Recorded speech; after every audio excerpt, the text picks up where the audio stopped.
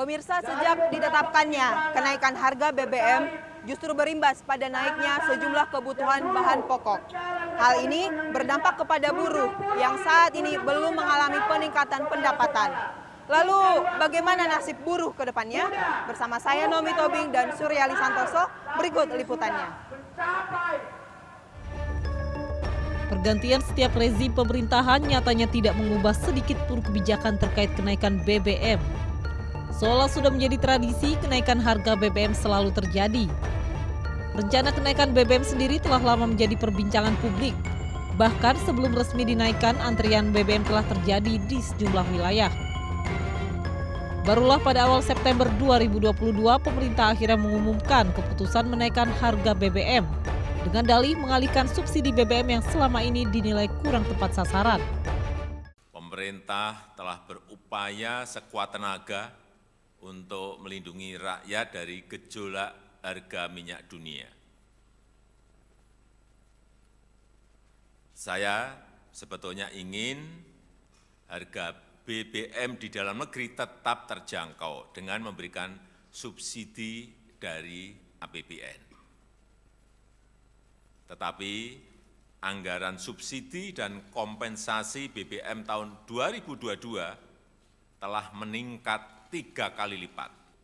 Ini adalah pilihan terakhir pemerintah, yaitu mengalihkan subsidi BBM. Sehingga harga beberapa jenis BBM yang selama ini mendapat subsidi akan mengalami penyesuaian. Meski dengan dalih pengalihan subsidi, menaikkan harga BBM saat ini dinilai kurang tepat. Sebab kondisi perekonomian masyarakat belum sepenuhnya stabil pasca badai pandemi menerjang Indonesia sejak 2 tahun lalu. Jangan sekarang, menunggu situasi masyarakat sudah bermobilitas secara baik, ekonomi inflasinya stabil dulu. Begitu, karena apa? Karena kita baru terdampak COVID sekitar 3 tahun berjalan kan. Dan kondisi masyarakat itu sudah nggak punya, istilahnya itu tabungan lah, bahasa kerennya itu daya beli masyarakat sudah turun drastis. Terlebih sebelumnya masyarakat juga sudah tertekan dengan adanya kenaikan harga pangan. Sehingga dengan adanya kenaikan BBM kali ini, kondisi masyarakat khususnya menengah ke bawah diprediksi akan semakin sengsara. Apalagi belum ada kenaikan upah yang signifikan dalam respon kenaikan BBM kali ini, maka dapat dipastikan daya beli masyarakat akan terus merosot. Jadi antara upah real ya, dengan kemudian inflasi, maka terjadi kontraksi pada daya beli masyarakat sebesar minus 6%. Jadi artinya apa? Artinya sebenarnya sekarang terjadi krisis biaya hidup bagi para pekerja di sektor-sektor yang rentan, termasuk pekerja di sektor informal dan tidak semua mendapatkan kompensasi dari pemerintah. Jadi memang sekarang imbasnya adalah banyak berhemat, konsumsinya jadi terganggu. Dampak kenaikan BBM tidak hanya dirasakan masyarakat menengah ke bawah, tapi juga menyasar seluruh lapisan masyarakat tak terkecuali masyarakat menengah. Kami menemui Fijar, seorang karyawan swasta yang mengaku ikut merasakan dampak kenaikan BBM.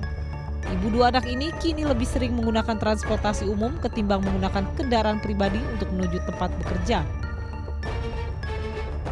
Kalau kenaikan BBM sekarang tuh terasa banget ya, signifikan sekali gitu dalam ya transportasi kita sehari-hari gitu ya. Yang tadinya aku ke kantor tuh biasanya bawa mobil gitu ya, atau diantar naik mobil. Tapi sekarang semenjak naik ya mobil tuh cuma dipakai buat antar anak-anak sekolah aja gitu. Karena lumayan boncos ya untuk setiap hari pakai mobil gitu. Jadi sekarang ya kita terpaksa beralih ke transportasi umum yang ya alhamdulillahnya udah ada MRT gitu ya. Terus juga jalur busway juga udah banyak gitu ya. Dan ya cumanya ya kita harus berangkat lebih pagi aja sih. Tidak hanya kebutuhan transportasi, Fijar juga mengaku harus memutar otak guna memenuhi kebutuhan sehari-hari yang mulai merangkak naik akibat kenaikan BBM. Kalau untuk kebutuhan sehari-hari sih ya pastinya naik semua ya, mulai dari kebutuhan pokok gitu ya, kebutuhan sekunder itu pasti naik gitu kan. Harga tiket segala macam itu kerasa gitu dampaknya ya, karena ya si esensialnya ini BBM ini udah naik duluan gitu, yang pasti yang lain pasti akan ikut dan agak sulit untuk nunggu turun kan. Kayaknya nggak mungkin banget untuk turun gitu, dan itu yang bikin kita pusing ngatur duitnya tuh pusing. Kenaikan BBM tidak hanya berimplikasi pada menurunnya daya beli masyarakat. Bagi para pelaku usaha, kenaikan BBM ikut membebani biaya distribusi maupun produksi. Sehingga untuk memangkas operasional yang membengkak, perusahaan pun terpaksa mengurangi jumlah pekerjanya. Maka PHK pun tak terhindarkan. Kenapa? Karena biasanya kalau BBM naik itu akan diikuti dengan melemahnya daya beli. Berarti barang-barang perusahaan yang sudah diproduksi itu kecil untuk diserap oleh masyarakat. Yang berarti nanti produksi melambat, yang berarti akan terjadi dampak yang paling buruk adalah merumahkan para beberapa pekerja yang sektor terkait, bahkan bisa juga akan diikuti dengan PHK terhadap pekerja-pekerja di perusahaan-perusahaan yang mungkin sangat rentan dengan itu. Akibatnya, kenaikan BBM tak jarang menciptakan orang-orang miskin baru, yakni mereka yang tingkat perekonomiannya terjun dari menengah menjadi menengah bawah. Adapun masyarakat bawah akan semakin miskin.